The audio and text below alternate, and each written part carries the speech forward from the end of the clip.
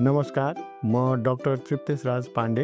हाल मेची नेत्रालयमा म ओकुलोप्लास्टिक तथा एन्टेरियर सेगमेन्ट सर्जनको रूपमा आबद्ध छु।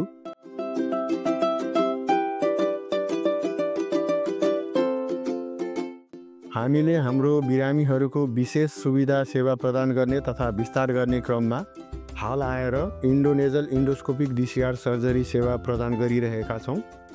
यो इन्डोनेजल इन्डोस्कोपिक डिसिआर सर्जरी विशेष गरेर आँसुको नली बन्द भएर आँखामा आँसु जम्मा हुने, छिप्रा जम्मा हुने र जसका कारण आँखामा नियमित सङ्क्रमण भइराख्ने कन्डिसनहरूमा चाहिँ हामीले यो इन्डोनेजल इन्डोस्कोपिक डिसिआर सर्जरी गर्दछौँ।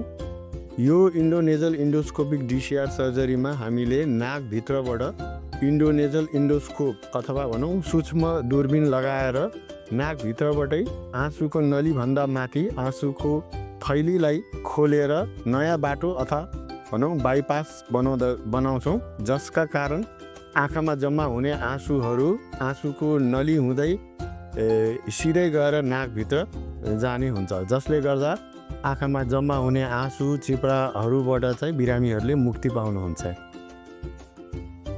यो इन्डोनेजल इन्डोस्कोपिक डिसिआर सर्जरी चाहिँ हामीले नाकभित्रबाट सानो घाउ बनाएर गर्ने हुँदाखेरि बिरामीहरूको घाउ छिटो निको हुने र बिरामीहरूको पोस्ट अपरेटिभ रिकभरी टाइम पनि निकै कम भएर जान्छ र यसमा हामीले बाहिरबाट कुनै पनि घाउ नगरिकन अपरेसन गर्ने हुँदा बाहिरबाट देखिने घाउ यो अपरेसनमा हुँदैन।